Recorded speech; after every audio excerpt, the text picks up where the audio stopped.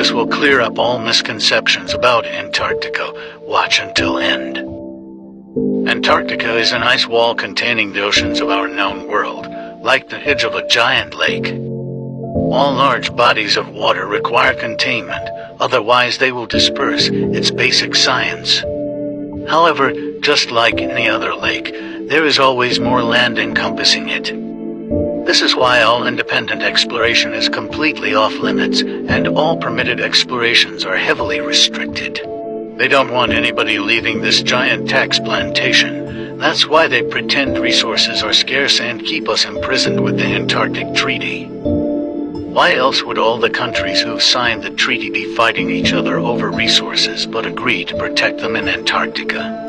You have to pay a lot to apply for a permit just to visit a restricted, guided, and designated area. The majority of applications get instantly rejected. And the ones that get accepted are already involved in government-funded projects, and the people who work there are kept like prisoners. There's a guy called Jarl Andy who is a Norwegian explorer. He's been there a few times without permission, but has been caught by the military and escorted back every time.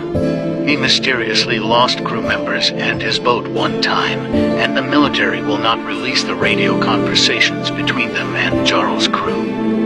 Anything made of metal will flag up on the radars of Navy patrol units, so exploration would have to be en masse because they can't stop us all.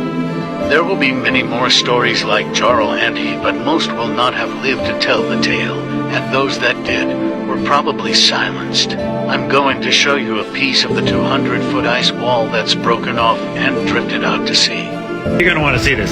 Stretching off into the horizon, we have one of the largest tabular icebergs currently on our planet. It just keeps going. Something this big is kind of hard to comprehend even when it's right in front of you, but this speaks to how much fresh, frozen water is down in the Southern Ocean. For anyone wanting some perspective, take a look at the birds that are flying next to this thing. It's probably about 200 feet high, and that's just about 15% of what's sticking out of the water. The rest is down below, like an ice wall, drifting through the ocean, currently heading east toward the South Orkney Islands. Kind of wouldn't believe it if... This is a flight from Antarctica mainland to Ross Island. The 777th Masonic Lodge was established in Antarctica by Admiral Byrd, a secret sacred land hidden by a secret but not so sacred society.